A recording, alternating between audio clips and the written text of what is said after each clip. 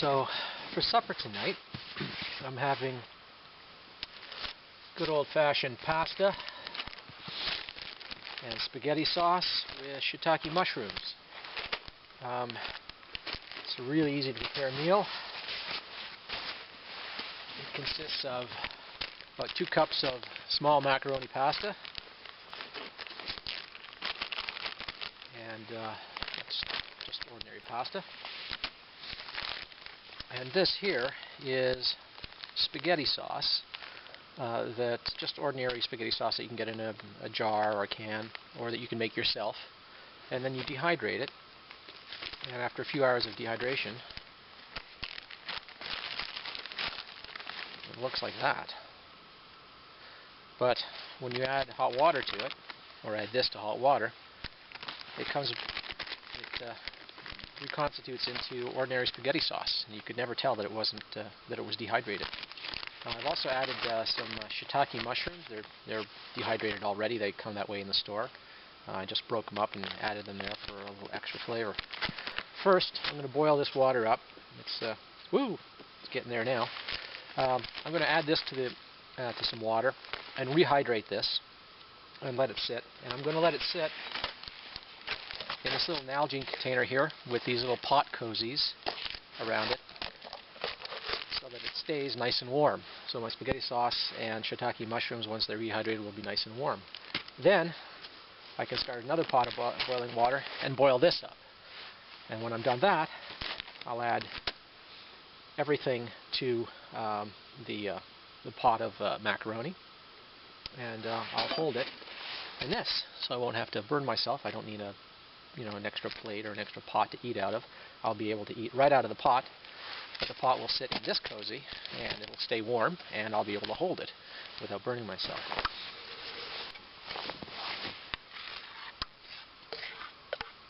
I don't want to use up all of my water that I've got that's already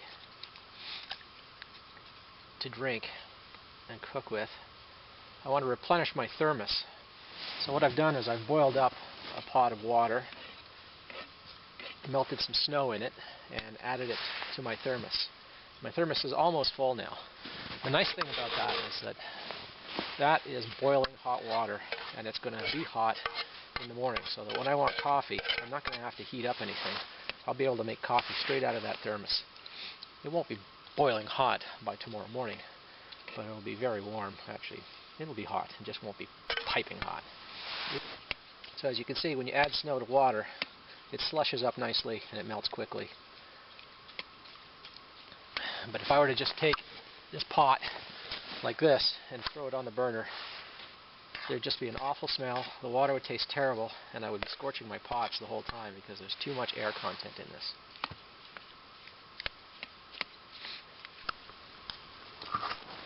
While I'm waiting for that to boil, first thing I should talk a little bit about some of the gear I brought.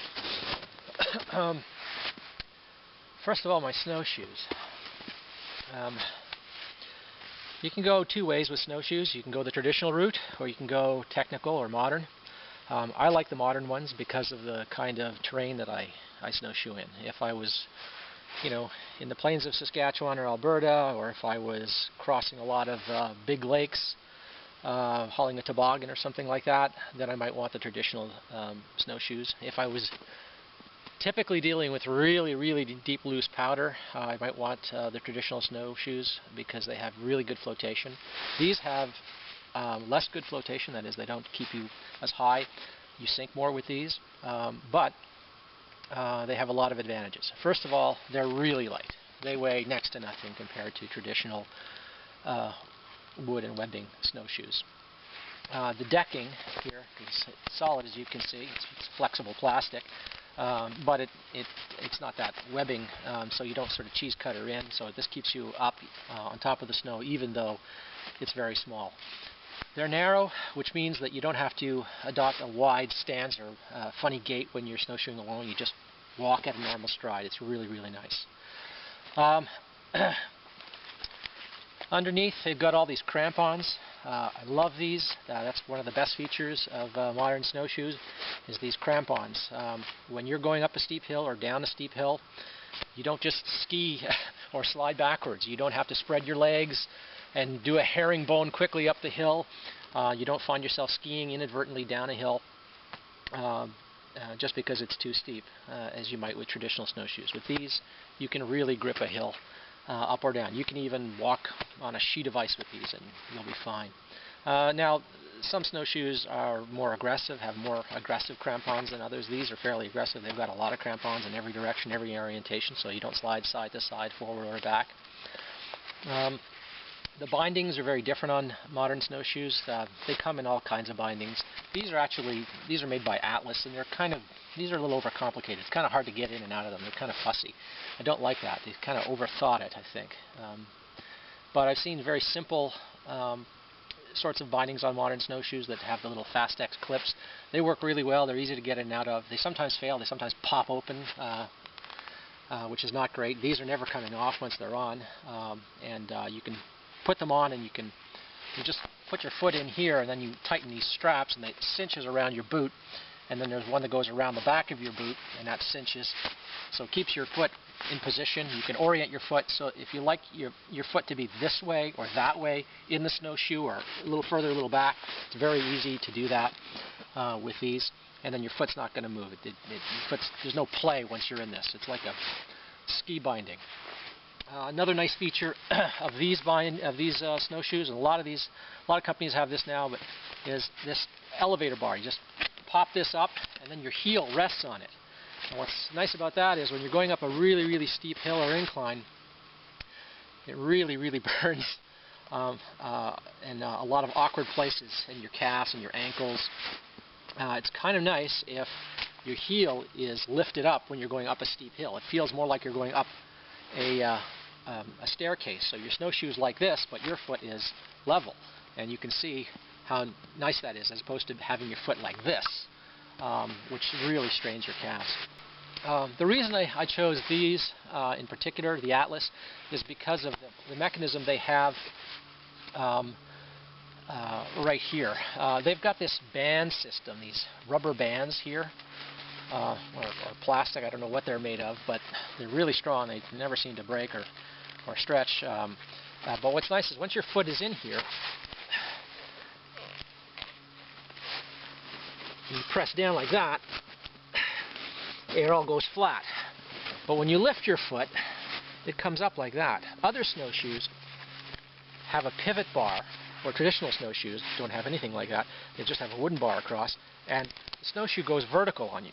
So you're walking along, and if you need to back up or turn, you have to lift your leg way up high. With these snowshoes, you don't have to. When I lift my foot, this is how I would lift my foot. Notice how horizontal that is. And if I put my foot horizontal, look how far away from vertical that is.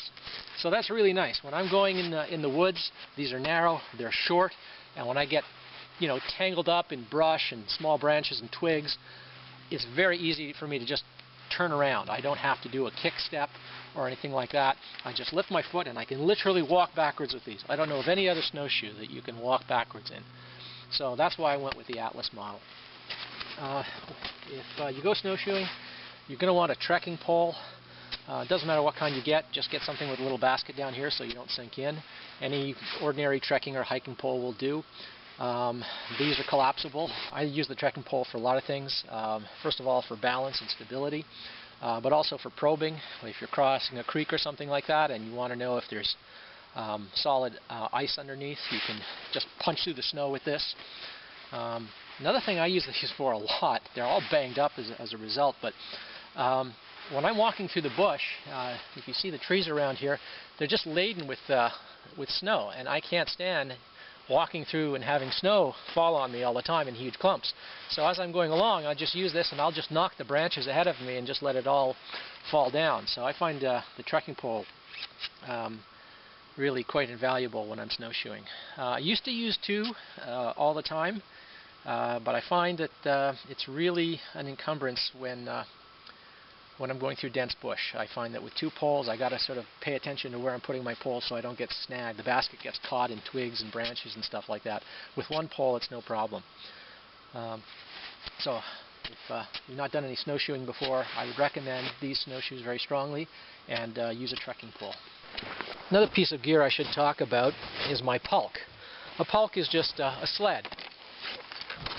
In this case, it's just a cheap kid's sled. I got this for $9 at Zeller's. It even came with a couple of holes in here for tying a line. And what I did was took a couple of ropes, tied them to the handles here, passed them through this hole, and looped them here. Then I took some cheap little carabiners and attached them to the ends. And then those carabiners are tied to 2 more ropes that slip through these PVC pipes. You can use PEX or PVC.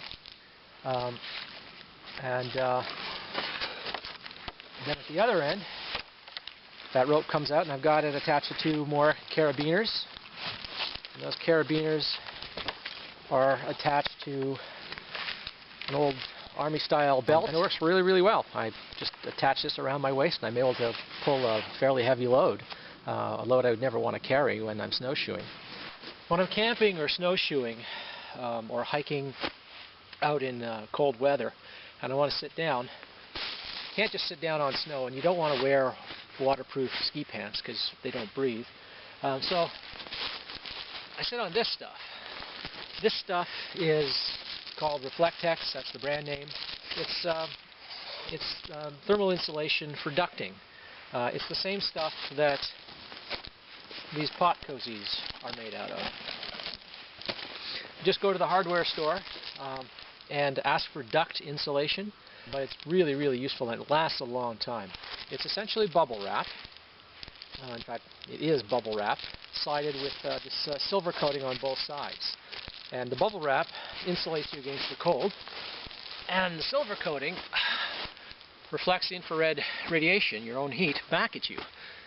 So I can sit here right on the snow. I'm insulated from the cold of the snow, so my heat's not bleeding out. In fact, it hits that silver stuff and it bounces back to me. And I can sit here, and after a couple of minutes, it feels like I'm on a heated seat. It's that effective.